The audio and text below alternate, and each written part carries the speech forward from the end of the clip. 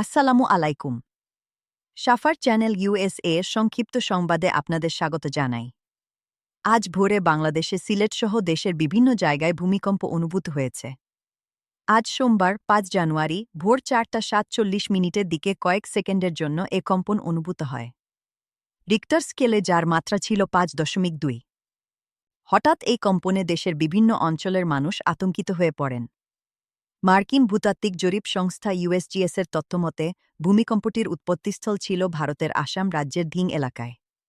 প্রাথমিক তথ্য অনুযায়ী ভূমিকম্পটি কয়েক সেকেন্ড স্থায়ী ছিল। সামাজিক যোগাযোগ মাধ্যমে ভূমিকম্প অনুভব করার অভিজ্ঞতা শেয়ার করেছেন বহু মানুষ। এখন পর্যন্ত কোথাও বড় ধরনের ক্ষয়ক্ষতি বা হতাহতের খবর পাওয়া যায়নি। সংশ্লিষ্ট কর্তৃপক্ষ পরিস্থিতি পর্যবেক্ষণ করছে এবং জনগণকে আতঙ্কিত না হয়ে সতর্ক থাকার অনুরোধ জানিয়েছে। বিশেষজ্ঞরা বলছেন ভূমিকম্পপ্রবণ অঞ্চলে অবস্থান করায় ভবিষ্যতেও এমন কম্পন অনুভূত হতে পারে।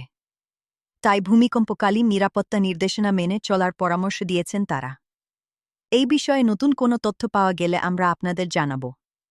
আমি সাইদা আপনাদের সাথে আছি সাফার চ্যানেল ইউএসএ থেকে।